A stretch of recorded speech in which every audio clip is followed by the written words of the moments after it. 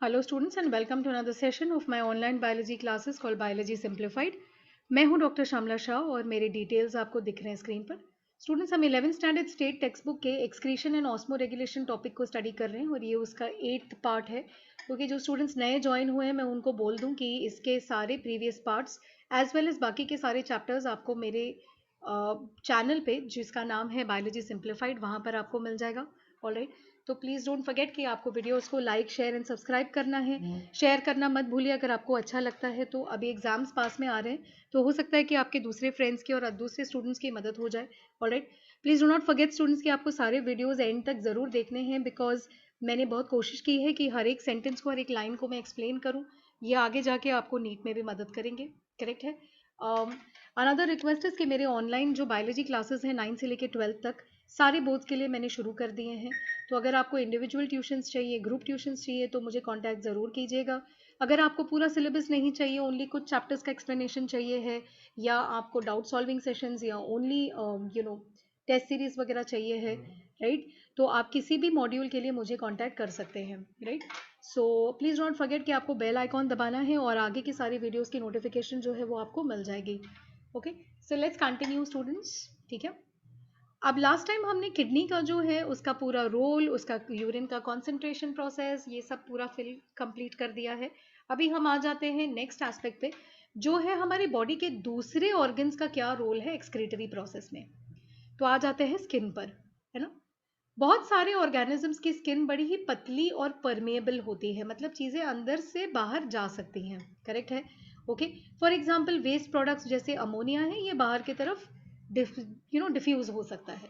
लेकिन इंसानों की जो स्किन है ना, ये थिक होती है और इसके अंदर बाहर जनरली चीज़ें नहीं जा सकती हैं। ओके, अब ह्यूमन स्किन में दो तरीके के ग्लैंड्स जरूर होते हैं जिससे सिक्रीशन होता है। करेक्ट है। एक होता है जो है स्वेट ग्लैंड, जहां से पसीना बाहर जाता है, और दूसरा होता है sebaceous gland. Okay, sebum secrete करने के लिए, जो एक ऑयली वैक्सी लिक्विड टाइप का मटेरियल है ना। स्वेट के ग्लैंड्स पूरे स्किन पे फैले हुए हैं। ये काफी अबंडेंट या बहुत ज्यादा मात्रा में होते हैं हमारे हाथों की हथेलियों में और हमारे चेहरे पे, फेशियल रीजन्स पे। करेक्ट है। ओके, सॉरी, इसको मैं जरा, ये सिंपल ग्लैंड्स हैं जो अनब्रांच्ड हैं। ओके, कॉइल्ड हैं, गोल गोल घूमे हुए, अनब्रांच्ड हैं। ठीक है, ट्यूब्यूलर हैं, जो स्किन के सरफेस पे खुलते हैं। और ये जो ओपनिंग है, इस ओपनिंग को जहां वो खुलते हैं एक छोटा सा होल होता है जिसको हम कहते हैं स्वेट पोर, और वहां से हमारा पसीना बाहर आता है। करेक्ट। स्वेट मेजरली क्यों प्रोड्यूस होता है? सो दैट हम हमारी बॉडी के टेम्परेचर को रेगुलेट कर सके, थर्मो रेगुलेशन। करेक्ट है। लेकिन इसके साथ साथ में ये एक्सक्रीशन का भी काम लगे हाथों कर लेता है। फॉर एग्जाम्पल पानी बाहर फेंकता है, NaCl बाहर फेंकता है, लैक्टिक एसिड बाहर जाता है और यूरिया भी कभी कभी यहाँ से बाहर जा सकता है। करेक्ट है। सेकेंड ग्लैंड होता है सेबेशियस ग्लैंड। सेबेशियस ग्लैंड हमारे स्किन में जहां से बाल निकलते हैं ना, बालों के बेस या उनके फॉलिकल्स के नजदीक सेबेशियस ग्लैंड्स होती हैं। यहां से निकलता है एक ऑयल जिसका नाम है सेबम। कभी कभी जब भी आप अपनी स्किन को टच करेंगे तो आपको दिखेगा कि स्किन पे एक पतला सा लेयर बना हुआ रहता है, हल्का बिल्कुल ऑयली, जो आपके स्किन को सॉफ्ट और ग्लोइंग बनाता है। ओके, ये जो लेयर है ये होता है सेबम। ये स्किन के लिए बहुत ही ज़रूरी है क्योंकि ये इन्फेक्शन से, इंजरी से, मैकेनिकल डैमेज से स्किन को बचाता है। करेक्ट है। उसके बाद आ जाते हैं लंग्स। लंग्स है रेस्पिरेटरी ऑर्गन, तो ये हम ऑलरेडी बहुत डिटेल में देख चुके हैं। और आपको पता है कि जो वॉलेटाइल सब्सटेंसेस है, for example gases like CO2, water vapour, जो रेस्पिरेशन के वक्त बनते हैं, इन सबको बाहर फेंकने में लंग्स का बहुत बड़ा योगदान है। एट द सेम टाइम जब हम चीज़ों को खाते हैं और अगर उसमें फॉर एग्जांपल स्पाइसेस में, है ना, लवंग है, काली मिरी है, इसमें कुछ कुछ ऑयल्स ऐसे होते हैं जो वॉलेटाइल होते हैं। अब इनको कैसे बाहर फेंका जाएगा? यस, लंग्स के थ्रू। करेक्ट है। तो कोई भी खाने में अगर कोई वॉलेटाइल सब्सटेंस है तो वो लंग्स के थ्रू बाहर फेंका जाता है। करेक्ट है। डायग्राम देख लेते हैं स्किन का। ओके, तो ये स्किन के पोर्स हैं, ये देखिए, this is the sweat gland, कितना राउंड एंड अबाउट है, ये देखिए, गोल गोल, unbranched, extremely coiled. Okay, epidermis पे ये ओपन होता है और ये है पोर। ठीक है, स्किन के देखिए कितने सारे लेयर्स हैं, ये एपिडर्मल लेयर है, ये डर्मिस है यहाँ से यहाँ तक, और इसके नीचे है सबक्यूटेनस फैट। ये जो येलो राउंड राउंड दिख रहा है ये एडिपोस लेयर फैट है। These are all the blood vessels. ये है बाल, ओके है ना। ये बाल के नीचे का एरिया जो है ये है फॉलिकल, ओके। तो ये जो फॉलिकल रीजन है यहाँ पे है आपका ऑयल ग्लैंड। ये देखिए ये फॉलिकल रीजन है, फॉलिकल के बेस पे ऑयल या सेबम ग्लैंड, ठीक है। और उसके बाद है, इसके बाजू में हेयर इरेक्टर मसल है। इरेक्टर मसल का क्या मतलब होता है, कभी कभी आपके बाल खड़े हो जाते हैं, है ना, अगर बहुत ठंड लग जाए या अगर कोई और रीजन हो, करेक्ट है। तो कैसे खड़े होते हैं, बाजू में देयर इज अ मसल, वो मसल जब टाइट होती है तो आपके हेयर की फॉलिकल खींची जाती है और वो बिल्कुल हो जाती है सीधी, करेक्ट है। तो ये हो गया। दूसरे ऑर्गन्स को हम बहुत ज्यादा डिटेल में नहीं देख रहे हैं, तो उसको शॉर्ट में उन्होंने खत्म कर दिया है। अब हम देखते हैं डिसऑर्डर्स और डिजीजेस, करेक्ट है। अगर कोई रीजन से यूरिन के अंदर एक पर्टिकुलर प्रोटीन होती है जिसका नाम है एल्ब्यूमिन, तो अगर बहुत ज्यादा एल्ब्यूमिन यूरिन में पाई जाए तो इस कंडीशन को हम कहते हैं एल्ब्यूमिन यूरिया। और एल्ब्यूमिन यूरिया हमें क्या बताता है ना, कि किडनी के अंदर कोई इंजरी है। और ये इंजरी कहाँ पर है, एंडोथीलियल कैप्सुलर मेम्ब्रेन में कहीं ना कहीं इंजरी है। क्योंकि या तो ब्लड प्रेशर किडनी के अंदर बहुत ज्यादा बढ़ी हुई है, या कोई कट या कोई वूंड हो गई, इंजरी हो गई है, या फिर किडनी की सेल्स है ना इरिटेटेड हैं। क्यों, क्योंकि बहुत ज्यादा टॉक्सिन्स जा रही हैं, बहुत हैवी मेटल्स जा रही हैं खाने के पीने के थ्रू, है ना। तो उसके वजह से किडनी में डैमेज है, और वो जब डैमेज होता है तभी हमें बहुत ज्यादा एल्ब्यूमिन देखने मिलता है into the urinary system, correct है, ओके। अब अगर यूरिन में बहुत ज्यादा कीटोन बॉडीज हैं तो ये हो सकता है या तो शुगर वाली डायबिटीज, शुगर बढ़ी हुई है बॉडी में, पर्सन को डायबिटीज मेलाइटिस है तो हो सकता है कीटोन बॉडी बहुत ज्यादा हो जाए। या फिर इंसान ने बहुत टाइम तक खाया ना हो, स्टारवेशन है, तो भी कीटोन बॉडीज बढ़ जाते हैं। या ये हो सकता है कि प्रोटीन बहुत ज्यादा है खाने में और कार्बोहाइड्रेट्स बहुत कम या है ही नहीं, तो कीटोन बॉडीज बढ़ जाते हैं, करेक्ट है। अगर यूरिन में ल्यूकोसाइट्स या वाइट ब्लड सेल्स आपको मिल जाए तो हो सकता है कि किडनी में कोई इन्फेक्शन है या यूरिनरी सिस्टम में कोई इन्फेक्शन है, करेक्ट है, फाइन। अब आ जाते हैं कुछ मेजर डिजीजेस पे। फर्स्ट वाला है किडनी स्टोन, है ना, पत्थर का होना, इसको पथरी भी शायद कहते हैं। तो किडनी स्टोन का दूसरा नाम है रीनल कैल्कुलाई, ऑलराइट। एंड रीनल कैल्कुलाई क्यों होते हैं, ये यूरिनरी ट्रैक्ट के किसी भी हिस्से में हो सकते हैं, चाहे वो किडनी के ट्यूब्यूल में हो या एक्सटर्नल ओपनिंग में हो, कहीं पर भी हो सकते हैं। अब डिपेंडिंग कि ये स्टोन बनी किस चीज से, कैलकुलस बनी किस चीज से है, इसको हम क्लासिफाई करते हैं इनटू द फॉलोइंग टाइप्स। एक होता है कैल्शियम स्टोन, सबसे कॉमन वाला स्टोन है ये, कि किडनी में स्टोन होता है बिकॉज ऑफ कैल्शियम ऑक्सैलेट या कैल्शियम फॉस्फेट। ये जो दो सॉल्ट्स हैं इनकी मात्रा जब बहुत ज्यादा बढ़ जाती है तो ये क्रिस्टलाइज होके आपको छोटे स्टोन्स देते हैं, करेक्ट है। दूसरा जो स्टोन है ये होता है स्ट्रूवाइट स्टोन। स्ट्रूवाइट स्टोन कब बनता है, जब इनिशियली आपकी किडनीज में पहले बैक्टीरियल इन्फेक्शन हो जाए, है ना। और ये बैक्टीरियल इन्फेक्शन क्यों होता है, क्योंकि ये बैक्टीरिया जब ग्रो होते हैं तब ये यूरिया को स्प्लिट करते हैं, और जब ये स्प्लिट कंपाउंड्स जो हैं आपस में इकट्ठा होकर ग्रो होते हैं तो ये आपको देते हैं स्ट्रूवाइट स्टोन्स, है ना। ये बहुत फास्ट बढ़ते हैं, बहुत बड़े हो जाते हैं, एंड ऑब्वियसली कोई भी स्टोन जो है ये काफी पेनफुल होती है। फिर आता है uric acid stone. Uric acid stone उन लोगों में जो पानी बहुत ज्यादा नहीं पीते सही ढंग से, या जो प्रोटीन की कंटेंट बहुत ज्यादा खाते हैं अपने खाने में, है ना, उनके अंदर यूरिक एसिड की स्टोन होना कॉमन बात है। लास्ट में आता है cysteine stone.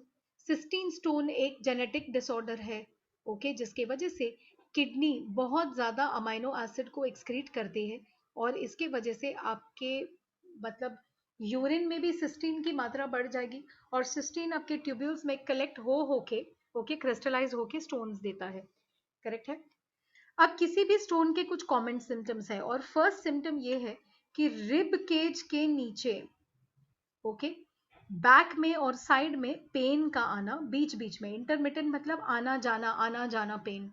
Second thing is urine में रेड या ब्राउन कलर या किसी भी तरीके का क्लाउडीनेस आना। हमने देखा कि नॉर्मल यूरिन जो है वो ट्रांसपेरेंट होना चाहिए, बट अगर यूरिन के अंदर कोई भी चीज आ जाए तो वो थोड़ा सा ऐसे क्लाउडी दिखेगा ना, मडी दिखेगा।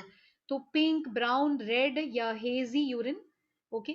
सेकेंड थिंग इज बार बार ये फीलिंग आना कि यूरिन पास करना है, लेकिन यूरिन बहुत ज्यादा निकलेगा नहीं, और जब मिक्ट्यूरेशन होगी तभी उसके साथ में होगा बहुत पेन।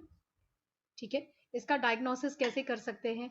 ब्लड के अंदर यूरिक एसिड का कंटेंट चेक करना, कलर ऑफ द यूरिन को चेक करना, एक्सरे किडनी का निकालना या सोनोग्राफी किडनी का निकालना। ये अलग अलग डायग्नोस्टिक टेस्ट हैं जो डॉक्टर आपके सिम्टम्स के बेसिस पे डिसाइड करेंगे। करेक्ट है। तो ये हो गया किडनी स्टोन का प्रॉब्लम। सेकेंड प्रॉब्लम है यूरेमिया। यूरेमिया मतलब ब्लड में यूरिया की मात्रा ज्यादा होना। ओके। तो नॉर्मल ब्लड में 0.1 से लेके 0.3% यूरिया रहता है, बट अगर ये 0.5% से बहुत ज्यादा ऊपर चला जाए तो इस कंडीशन को हम कहते हैं यूरेमिया। ओके। ऑफ कोर्स आपको वैल्यूज याद रखने हैं स्टूडेंट्स, क्योंकि ये वैल्यूज है ना, डायग्नोस्टिक वैल्यूज हैं। करेक्ट। यूरेमिया एक हार्मफुल कंडीशन है और इसकी वजह से किडनी की फेलियर भी हो सकती है। करेक्ट। अब आते हैं नेक्स्ट कंडीशन पे जिसका नाम है नेफ्राइटिस। नेफ्राइटिस किडनीज के अंदर एक सूजन है या इन्फ्लेमेशन है जिसमें कुछ चीजें होती हैं, for example protein urea. Okay, which means urine में एक्स्ट्रा प्रोटीन का होना। ये क्यों होता है? क्योंकि आपका जो ग्लोमेरुलर कैप्सुलर मेम्ब्रेन है ना, इसकी परमिएबिलिटी सडनली बढ़ जाती है और उसके वजह से ब्लड में जो प्रोटीन्स है वो ब्लड के अंदर ही रहने के बजाय यूरिन में चले जाते हैं और यूरिन से इनको फेंका जाता है बाहर। करेक्ट। जब भी ऑब्वियसली यूरिन में एक्स्ट्रा प्रोटीन्स अगर चले गए तो क्या होगा कि प्रोटीन्स तो कोलॉइडल मटेरियल है ना, और ब्लड के अंदर कोलॉइडल ऑस्मोटिक प्रेशर को वो बैलेंस करते हैं।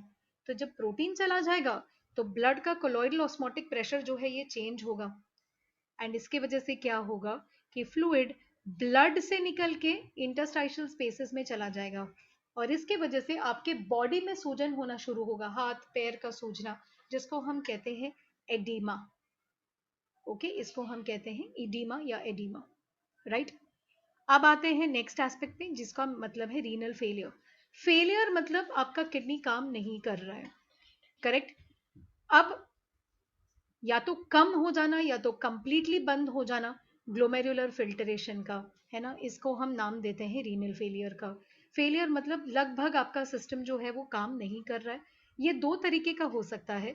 You can have acute renal failure, ARF, है ना। एआरएफ अक्यूट मतलब कोई चीज का सडनली होना, है ना, अचानक से होना, तो वो होता है अक्यूट और बहुत ज्यादा होना। तो सडनली जब भी आपका रीनल फंक्शन खराब हो जाए, ओके, और ये मोस्टली तब होता है जब बहुत सिवियर ब्लीडिंग हो जाए कहीं से बॉडी में। तो क्या होता है कि यूरिन की आउटपुट कम हो जाती है, इसको हम कहते हैं ओलिगोयूरिया या स्कैंटी या कम यूरिन। मतलब एक दिन में 400 ml से कम यूरिन का जाना, या अगर छोटे बच्चे की केस ली जाए तो पर केजी पर अप्रोक्सीमेटली 0.5 ml पर केजी पर आवर, है ना। अगर चाइल्ड में उतना कम यूरिन हो जाए तो हो सकता है कि there is a renal failure. दूसरे रीजन जो कॉजेस हैं, है ना, हो सकता है कि आपके यूरेटर्स में कोई ब्लॉक हो, कोई चीज है जो यूरेटर को पैक कर रही है और यूरिन का फ्लो नहीं हो रहा है, या तो कोई मेडिकेशन या ड्रग्स ऐसी जा रही है जो आपके नेफ्रॉन्स को खत्म करती जा रही है ना। एआरएफ को बायोकेमिकली कैसे डिटेक्ट किया जाता है? आप सीरम के अंदर या ब्लड के अंदर अगर क्रिएटिनिन टेस्ट करेंगे तो if you have too much creatinine in your blood तो चांसेस है कि एआरएफ जो है वो हो चुकी है। फिर आता है नेक्स्ट केस जो है chronic kidney disease. Chronic kidney disease को बहुत टाइम लगता है, बहुत टाइम से धीरे धीरे धीरे धीरे करके आपका जो किडनी फंक्शन है वो जब अफेक्ट होता है तो उसको हम कहते हैं सीकेडी या क्रॉनिक किडनी डिजीज। प्रोग्रेसिव है, मतलब एवरी डे या एवरी मंथ वो थोड़ा थोड़ा करके प्रॉब्लम क्रिएट करेगा। जनरली इरिवर्सिबल है, मतलब ये वापस ठीक नहीं हो सकता। ओके। ग्लोमेरुलर फिल्टरेशन रेट में कमतरता आना ये एक इरिवर्सिबल चीज है। और ये क्यों होता है? क्योंकि बहुत टाइम से अगर ग्लोमेरुलोनेफ्राइटिस है, मतलब आपके ग्लोमेरुलस में या नेफ्रॉन्स में सूजन है और वो बहुत टाइम से है, तो आपको सीकेडी होने के चांसेस बहुत हाई है। इसको डिटेक्ट कैसे करते हैं? किडनी का साइज जो है ये रिड्यूस होना शुरू हो जाता है, ओके, जो सोनोग्राफीज में या इवन एक्सरेज में दिख जाता है। एंड कभी कभी एनीमिया भी हो जाता है, मतलब ब्लड की कमी। ठीक है। तो अभी हम आ जाते हैं नेक्स्ट एस्पेक्ट पे जिसका नाम है हेमोडायलिसिस। अगर आपका किडनी का रीनल फंक्शन 5 से लेके 7% अक्यूमुलेशन ऑफ मतलब कम हो जाता है, तो आपके बॉडी के अंदर जो हार्मफुल चीजें हैं वो बढ़ना शुरू हो जाती हैं। तो इसका ऑब्वियसली आपके बॉडी पे इफेक्ट होगा, है ना। मान लीजिए कि एवरीडे आपका एक सिंपल अच्छा सिस्टम चल रहा है जहाँ पे टॉक्सिन्स को आपका सिस्टम बहुत एफिशिएंटली फ्लश आउट कर रहा है ना।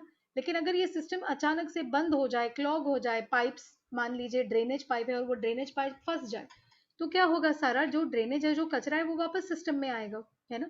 तो ऐसे ही कुछ हमारी बॉडी में होता है, सारा कचरा जो है वो हमारी बॉडी में अक्यूमुलेट होना शुरू होता है और ये सब्सटेंसेस हार्मफुल हैं। तो ऐसे में पर्सन को क्या करना पड़ता है, आर्टिफिशियली ब्लड को फिल्टर करना पड़ता है ना। और इस प्रोसेस को हम कहते हैं हेमोडायलिसिस, जहाँ पे हम डायलिसिस मशीन यूज करते हैं, करेक्ट, ब्लड को फिल्टर करने के लिए। हेमोडायलिसिस में ब्लड को डायलिसिस यूनिट से बॉडी से बाहर निकाला जाता है। टिपिकली रेडियल आर्टरी से ब्लड को बाहर निकाला जाता है, फिर उसको एक सेलोफेन ट्यूब के थ्रू पास किया जाता है। सेलोफोन सेलोफेन ट्यूब एक सेमी परमेबल मेम्ब्रेन का काम करता है। अब इस मेम्ब्रेन को एक लिक्विड में या फ्लूइड में सबमर्ज करके, इमर्स करके डाला जाता है। इस फ्लूइड का नाम होता है डायलिजेट। डायलिजेट के अंदर ओके आयंस की कॉन्सेंट्रेशन ऐसे ही मेंटेन करती है की जाती है जैसे कि ब्लड के प्लाज्मा में आयनिक कॉन्सेंट्रेशन है। तो मान लीजिए मेरे ब्लड प्लाज्मा का आयनिक कॉन्सेंट्रेशन 0.5 मोलार है, तो डायलिजेट भी 0.5 मोलार पे होगा। इसको हम कहते हैं आइसोऑस्मोटिक। तो क्या होगा कि अगर मेरे ब्लड में एक्स्ट्रा सॉल्ट है, तो ओनली वो सॉल्ट बाहर निकल के सेलोफेन ट्यूब से डायलिजेट में जाएंगे और बाकी का सब मेरे ब्लड के अंदर ही रिटेन होगा। जो भी वेस्ट सब्सटेंसेस हैं उनको निकालने के बाद ओके क्योंकि वो ब्लड से डायलिजेट में चला जाएंगे, क्योंकि डायलिजेट में वेस्ट तो है नहीं, तो नेचुरली उनका कॉन्सेंट्रेशन ग्रेडियंट ब्लड में ज़्यादा है, तो सारा हार्मफुल वेस्ट निकल जाता है और फिल्टर्ड ब्लड को वेन के थ्रू रिलीज किया जाता है वापस इनटू द बॉडी, है ना। अब ये प्रोसेस में आपको बहुत इंपॉर्टेंट है ये कि आपको एंटी कोएगुलेंट ब्लड में ऐड करना बहुत ज़रूरी है, क्योंकि अगर ब्लड हमारे कैपिलरी से बाहर निकल गया और वो अंदर चला गया किसी ट्यूब में, तो ऑटोमेटिकली ब्लड कोएगुलेट हो जाएगा, है ना, उसका क्लॉटिंग होगा। तो हमको क्लॉटिंग तो रोकनी पड़ेगी, क्योंकि क्लॉट्स अगर वापस हमारे वेन में चला गया तो क्या होगा, वो ब्लड क्लॉट ब्रेन तक, हार्ट तक पहुंच सकता है और वो फेटल होगा। करेक्ट है। सो एडिक्वेट अमाउंट में, अच्छे अमाउंट में ओके पहले हेपारिन मिक्स किया जाता है और फिर जब भी ब्लड को हमें वापस बॉडी में डालना है तो हमको हेपारिन नहीं चाहिए। क्यों? क्योंकि अगर बॉडी में कहीं पर डैमेज हो गया तो उधर तो क्लॉटिंग होनी चाहिए ना। अगर मैंने हेपारिन वाला ही ब्लड अंदर डाल दिया तो क्या होगा, जहाँ क्लॉटिंग होनी चाहिए वहां भी नहीं होगी। तो मुझे क्या करना पड़ेगा, हेपारिन को निकालने के लिए एंटी हेपारिन मुझे इनफ क्वांटिटी में मिक्स करनी पड़ेगी। ओके। अब ब्लड जब ट्यूबिंग के थ्रू मूव होती है, ये प्रोसेस स्लो होता है, इसलिए डायलिसिस को बहुत टाइम लग जाता है। करेक्ट है। यहाँ पे उन्होंने डायग्राम दिखाया है आपको, ठीक है, कि यहाँ से जो है ब्लड निकाली जा रही है क्लीनिंग से, आपकी रेडियल आर्टरी, आर्टीरियल प्रेशर को मॉनिटर किया जाता है, ये ब्लड पंप है ना। यहाँ पे हेपारिन पंप है जिधर से हेपारिन जा रहा है अंदर, फिर इनफ्लो डायलाइजर, फिर जो डायलाइजर सिस्टम है, फ्रेश डायलिजेट आप बार बार डाल रहे हैं सो दैट सिस्टम अच्छे से हो सके। जो यूज डायलिजेट है उसको निकाल दिया जाता है, जो वेस्ट प्रोडक्ट है, करेक्ट है। ये सेलोफेन वाला सिस्टम है। फिर प्रॉपर या क्लीन्ड ब्लड को अगेन वीनस प्रेशर मॉड्यूलेट करके एक्सेट्रा क्लीन ब्लड को, यहाँ पे इन्होंने एंटी हेपारिन नहीं बोला है बट एंटी हेपारिन इधर ऐड किया जाता है and then it is put back into the blood. Correct है। ये आपका डायलिसेट बैग है। ओके ये पेरिटोनियल डायलिसिस है। ओके ये हेमोडायलिसिस है। अब देख लेते हैं पेरिटोनियल डायलिसिस। पेरिटोनियल डायलिसिस एक दूसरा डायलिटिक मेथड है जहां पे जो डायलाइजिंग फ्लूइड है ना उसको ही डायरेक्टली बॉडी के अंदर इंट्रोड्यूस किया जाता है एब्डोमिनल कैविटी या पेरिटोनियल कैविटी के अंदर। पेरिटोनियल कैविटी ओके या पेरिटोनियल मेम्ब्रेन एक खुद डायलाइजिंग मेम्ब्रेन के तरह एक्ट करता है, ठीक है। जो भी एक्स्ट्रा टॉक्सिक वेस्ट है ब्लड में से, जो एक्स्ट्रा फ्लूइड है, ये सारे डायलिजिंग फ्लूइड के अंदर पास होते हैं और इस फ्लूइड को निकाल के ड्रेन कर दिया जाता है एक पर्टिकुलर अमाउंट ऑफ टाइम के बाद। पेरिटोनियल डायलिसिस को पेशेंट की नीड के हिसाब से हम बार बार रिपीट कर सकते हैं। घर पे, काम पर, ट्रैवलिंग, ओके, सब जगह किया जा सकता है, लेकिन हेमोडायलिसिस से कम एफिशिएंट है। करेक्ट है? ओके। किडनीज के दूसरे जो इंपॉर्टेंट काम है, फॉर एग्जांपल एरिथ्रोपोइटिन का सिक्रीशन, रेनिन, कैल्सिट्रॉल, ओके, ये सब जो काम है जो किडनी करता है, एक नॉर्मल हेल्दी किडनी, ये काम आपका डायलिसिस मशीन नहीं कर सकता, राइट? अब हम आते हैं मतलब लास्ट एस्पेक्ट पे, which is the kidney transplant, है ना? ये एक ऑर्गन ट्रांसप्लांट है, हेल्दी किडनी किसी पर्सन का एक पेशेंट में ट्रांसप्लांट किया जाता है जब उस पेशेंट का किडनी बिल्कुल एंड स्टेज पे है और वो काम नहीं करने वाला है। किडनी ट्रांसप्लांटेशन दो तरीके की हो सकती है, या तो जो डोनर है उनकी डेथ हो गई है, मतलब डिजीज मतलब डेथ, ऐसा डेड पर्सन की बॉडी में से अगर किडनी ट्रांसप्लांट की जाती है तो उसको बोलते हैं कैडावरिक ट्रांसप्लांट। और अगर लिविंग पर्सन, जब वो जिंदा है तभी वो अपना किडनी डोनेट करे, तो वो लिविंग डोनर होता है। Okay, living donor transplant. Living donor kidney transplant again दो तरीके के हो सकता है, या तो वो जेनेटिकली रिलेटेड है, फॉर एग्जाम्पल पेशेंट का कोई रिलेटिव है, उनका भाई या उनका चाचा जो दे रहा है, तो वो लोग रिलेशन में है ना, रिलेटेड है, तो वो लिविंग रिलेटेड या genetic related living donor transplant है। और अगर कोई कंप्लीटली अनरिलेटेड पर्सन है, जैसे फ्रेंड है या वो बिल्कुल जानते ही नहीं है, ओके, तो ये हो गया नॉन रिलेटेड या living non related kidney transplant process. Correct है? तो स्टूडेंट्स, यहाँ पे हम लोगों ने इस टॉपिक को कंप्लीट कर दिया है। ऑलराइट, मैं आपको याद दिला दूं कि प्लीज़ आपको सब्सक्राइब भी करना है और मैक्सिमली इस वीडियो को शेयर करना है। अगर आप चाहते हैं मैं कोई कंटेंट करूं तो कमेंट बॉक्स में कमेंट कीजिए या मुझे व्हाट्सएप पे कांटेक्ट कीजिए फर्दर फॉर क्लासेस। ओके, आप 11th स्टैंडर्ड में हैं तो 12th स्टैंडर्ड के लिए क्लासेस करना है, अगर आप मतलब इंटरेस्टेड हैं, और अगर आपको नीट में आप सीरियस हैं, फोकस्ड हैं और आपको अच्छे मार्क्स चाहिए हैं, तो please do not miss the opportunity to join me as a student, and I guarantee you कि आपके रिजल्ट्स में आपको बहुत फर्क पड़ेगा। Okay, thank you very much and keep studying.